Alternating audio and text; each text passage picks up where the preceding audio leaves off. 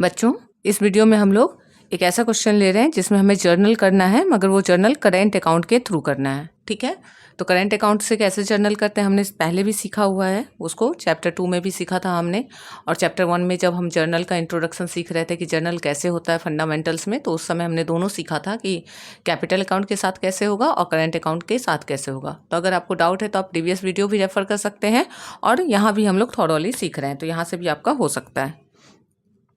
X and y are partners, x और y partner हैं। ठीक है, पार्टनर हैं, रेशियो नहीं दिया है, आगे देखेंगे रेशियो दिया है या नहीं। They admit z as a partner and new profit sharing ratio is, new profit sharing ratio is 3:2:1, मतलब ये जो दिया है न्यू रेशियो दिया हुआ है। ठीक है, एनआर दिया है, new ratio. Z brings in capital 1,50,000, ये कैपिटल है जेड का, मतलब वो खुद के लिए लाया है। जैसा कि मैंने बताया था आपको कि ये लगेज है, समझिए गेस्ट जो लगेज लेके आते हैं उनका अपना सामान है, तो ये जेड के अकाउंट में जाएगा। एंड 40,000 एज प्रीमियम, 40,000 प्रीमियम लाया है, मतलब वो होस्ट के लिए मिठाई लाया है, जो होस्ट लेंगे, जो जितना उसके लिए सेक्रीफाइस करेगा वो लेगा, यानी ये सेक्रीफाइस रेशियो में जाएगा और ये उसके अकाउंट में जाएगा। अब आगे क्या है, बैलेंस शीट का डिटेल है, क्या पोजीशन है बिजनेस का। क्रेडिटर्स लाइबिलिटी है 40,000, कैपिटल का बैलेंस है कैपिटल अकाउंट में जाएगा बीडी करके, करंट का बैलेंस करंट अकाउंट में बीडी करके जाएगा। और वर्कमैन कंपनसेशन रिजर्व क्या है, एक्यूमुलेटेड रिजर्व है, तो ये ओल्ड रेशियो में डिवीजन हो जाएगा। इसके बाद कैसेट बैंक एसेट है, डेटर्स एसेट है, प्रोविजन लाइबिलिटी है, स्टॉक एसेट है, मशीनरी एसेट है और बिल्डिंग एसेट है। ठीक है, तो हमने पूरे बैलेंस शीट को अच्छे से रिफाइन कर लिया। अब क्या बोल रहा है, the assets and liabilities are revalue, revaluation कैसे हुआ है। Provision for doubtful debt is found in excess, लग रहा है कि एक्सेस है, कितना, बाई 4,000, 4,000 ज़्यादा है। तो अगर ज़्यादा लग रहा है तो कम कर दीजिए, यानी कि यहाँ पे 4,000 कम करना है, एल माइनस होगा। ठीक है, प्रॉफिट होगा बिजनेस को। Building was found under valued by 20%। तो अंडर वैल्यूड के लिए मैंने क्या फॉर्मूला बताया था आपको, जब भी बोलेगा अंडर वैल्यूड तो ये जो 2 लाख है उसको रेट यानी 20/100 माइनस रेट, तो 100 माइनस 20 यानी 80 से डिवाइड करेंगे। ठीक है, तो जो बिल्डिंग है उसको हमको 20/80 से डिवाइड करना है। क्या हुआ, rate by 100 minus rate.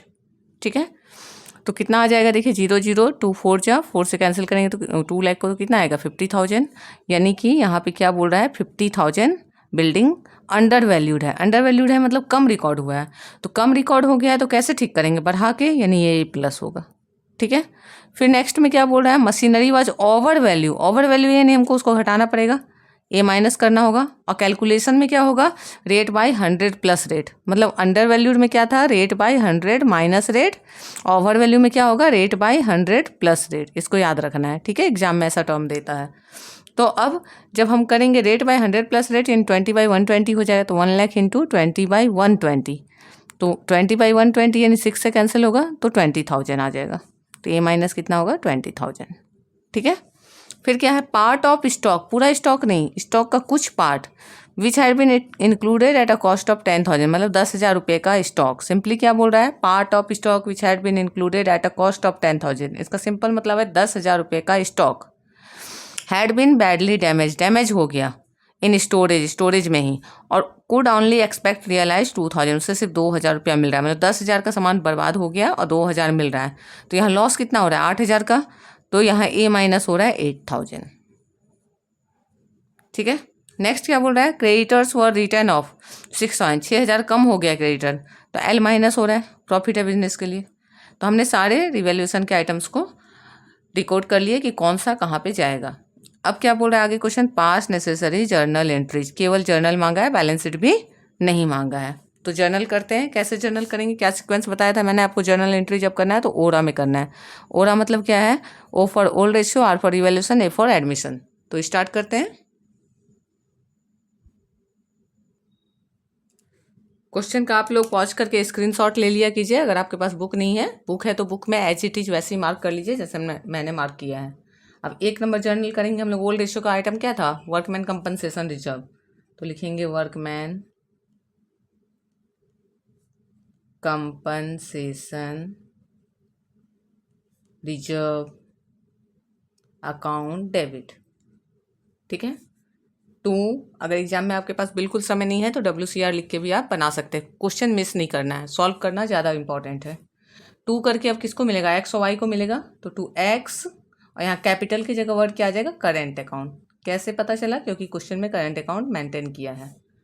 To Y's current account. अब रेशियो नहीं दिया है, रेशियो नहीं दिया मतलब क्या मानते हैं हम लोग? Equal ratio.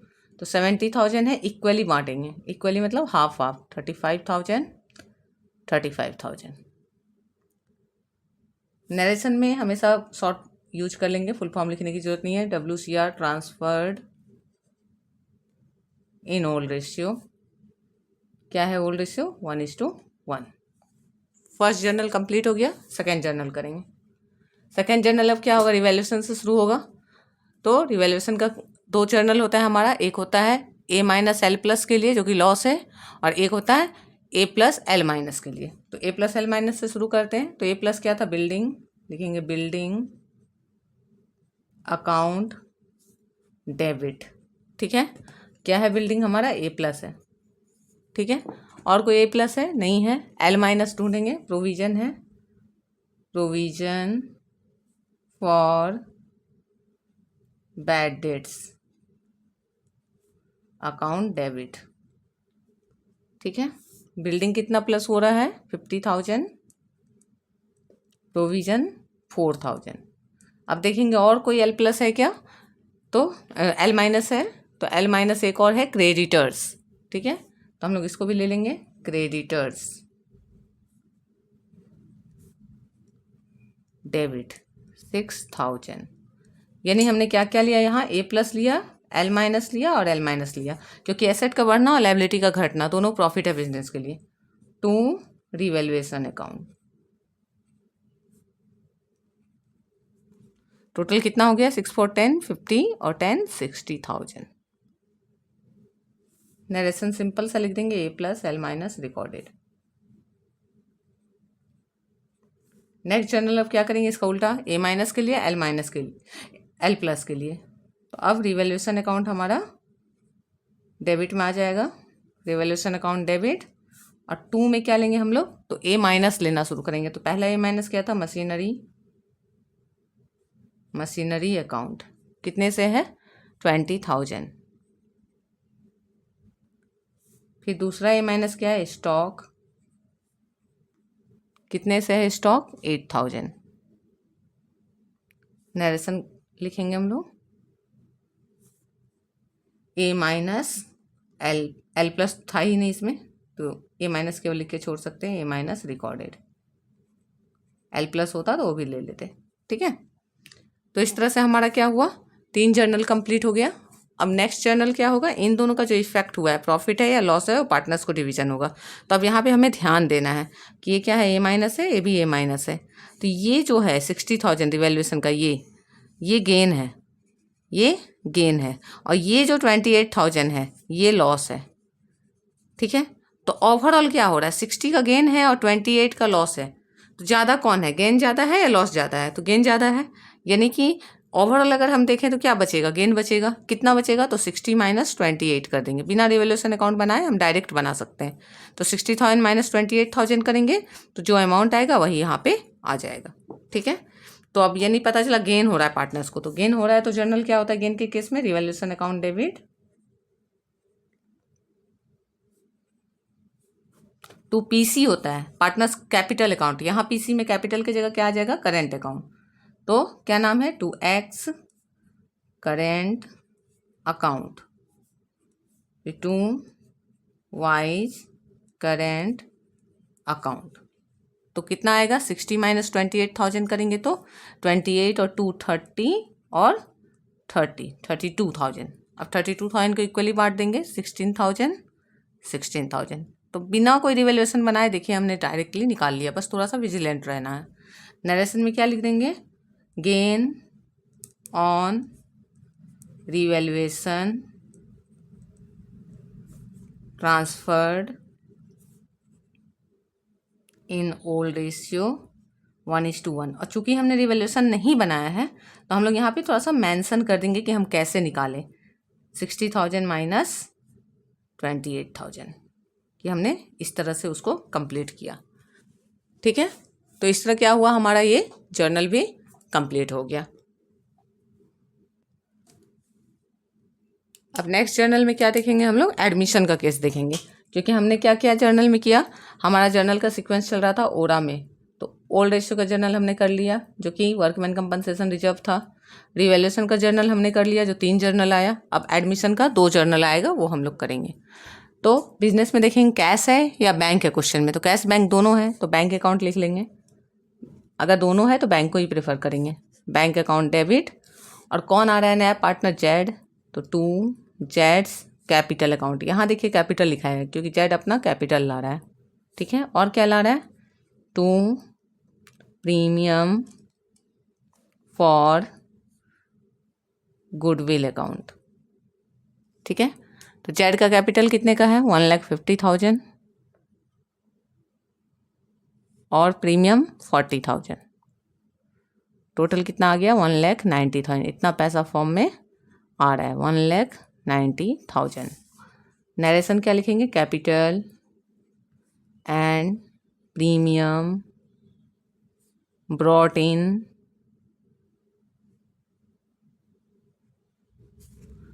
Bye Z.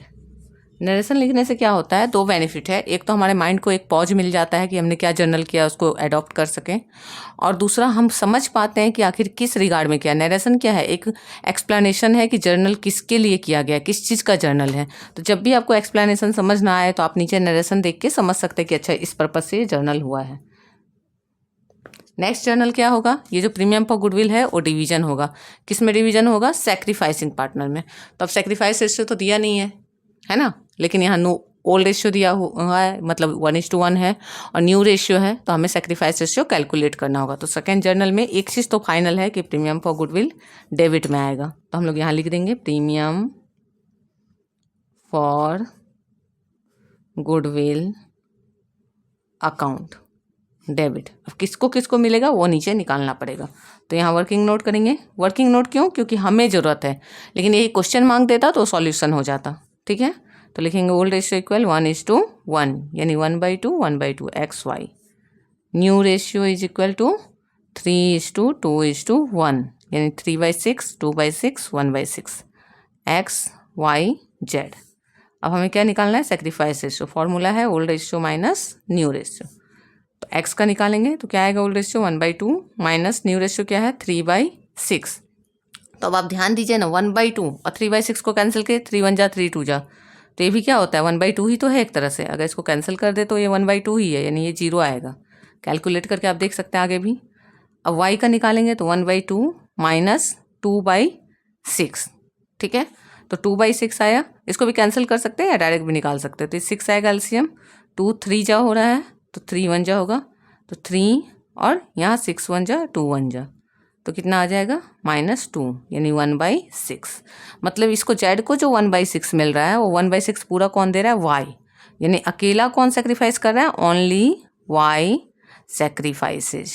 यहाँ जेड सेक्रीफाइस नहीं कर रहा है, ठीक है। तो यानी प्रीमियम फॉर गुडविल पूरा किसको मिलेगा, वाई को। तो 2 वाई करेंट अकाउंट। बस यही सब छोटी छोटी चीज़ें हमें ध्यान रखनी है जो प्रैक्टिस से आती हैं। आप जैसे जैसे सम बनाएंगे आपको समझ आता जाएगा। तो ये पूरा 40,000 किसको मिलेगा, तो वाई को मिलेगा। क्यों भाई, क्योंकि केवल वाई अपना शेयर में से निकाल के दे रहा है, मतलब जेड के आने से एक्स को कोई फ़र्क नहीं पड़ रहा है। तो लिखेंगे premium for goodwill transferred in sacrifice ratio to Y, ठीक है। तो इस तरह से ये हमारा पूरा क्वेश्चन कंप्लीट हो गया। तो इस क्वेश्चन का की पॉइंट क्या था, एक ये था इसका की पॉइंट, और एक ओल्ड रेशियो और नहीं दिया था 1:1 था वो था, और ओवर वैल्यूड और अंडर वैल्यूड, 3 पार्ट इसमें इंपॉर्टेंट था, ठीक है। ओवर वैल्यूड, अंडर वैल्यूड और ओल्ड रेशियो जो कि दिया नहीं था उसको ध्यान देना था हमें, क्योंकि उसी के जस्ट बगल में न्यू रेशियो लिखा था, तो न्यू रेशियो को कन्फ्यूज होकर ओल्ड नहीं मान लेना है। और लास्ट में सेक्रीफाइस हमें निकालना था, जिसमें एक पार्टनर कुछ भी सेक्रीफाइस नहीं कर रहा था, पूरा सेक्रीफाइस एक ही पार्टनर कर रहा था। ये 3 पॉइंट इसका इंपॉर्टेंट था। फिर स्टॉक वाला जो है उसमें भी बच्चे कंफ्यूज होते हैं, तो उसको ध्यान देना है कि एग्जैक्ट हमें लॉस या प्रॉफिट लेना है कि लॉस कितना है। 10,000 का अगर स्टॉक बर्बाद हुआ है, 2,000 रिकवरी हो जाए, मतलब 8,000 लॉस हुआ है, ठीक है। तो अच्छे से आप इस क्वेश्चन को कीजिए। इसी लेवल के क्वेश्चन आते हैं एग्जाम में और 6 मार्क्स मिल जाते हैं। मार्क्स अचीव करना बहुत डिफिकल्ट नहीं है एग्जाम में, बस उसको प्रैक्टिस करना है। थोड़ा प्रैक्टिस से आप लोग अच्छे से कर सकते हैं। आपको अगर एक्सप्लेनेशन अच्छे से समझ आता है तो प्लीज़ मुझे कमेंट सेक्शन में बताइए, ताकि मुझे पता चले कि वीडियो आपको हेल्पफुल हो रहा है। Thank you everyone.